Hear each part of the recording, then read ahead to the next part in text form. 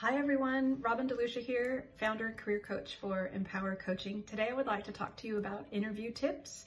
So I've got some do's and I've got some don'ts. The do's are dress up. Don't care if you're at home and doing the interview over a webcam, dress up. I had a client a couple weeks ago. The interviewer actually, when he immediately showed up on the webcam, they thanked him for wearing a suit for the interview. It set him apart from the other shortlisted candidates that were being interviewed. So do it. Second thing is prepare your STAR stories. It's probably too long to explain on the video. You can Google STAR. It's an acronym that stands for situation, task, action, and result. And it's a great way of responding to HR behavioral questions like, tell me about a time when you worked with someone you didn't like.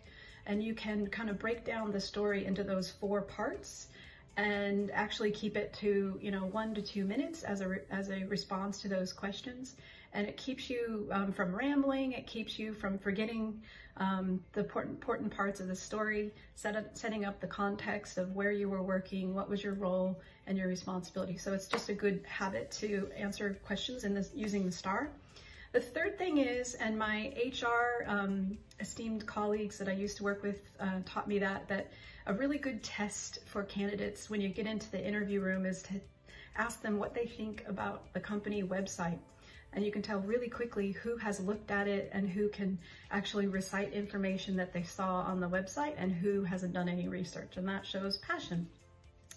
And the last thing is make eye contact with all of the interviewers, especially if only one is talking, and you might have the tendency to just talk to that person that's asking you the question, but you need to make sure you keep eye contact with all 3 or however many panelists there are, because you're reading all of their body language. Are they liking what you are responding with? If they start to look away, look down, look at their watch, then you might stop and say, am I answering the question the right way? The don'ts are try not to ramble. 2 minutes or more is rambling. And again, watch the body language of the interviewers. Don't forget to prepare a story of why should I hire you? And I have this, a lot of people that I meet with to do mock interviews, they actually make the mistake of reciting, well, I've got skills and I've got experience in the industry. That's not good enough anymore. So you really got to have a story. Like this one man, he loved IT, and he said ever since he was age 7, he loved taking stuff apart, putting it back together. That shows passion his whole life, that he's really loved the technical stuff and computers. So have something that links your passion into why you would be good in the role or the industry. Number 3, don't forget to bring great questions. People waste time by saying, well, what are the next steps and when will I hear from you? Don't even bother with those questions. Ask really good questions like, what do you think the top 2 or 3 challenges are of this role?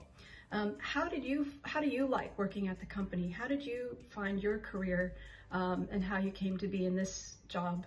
And the really great question that's getting great results from people is, do you have any hesitation about me performing the role?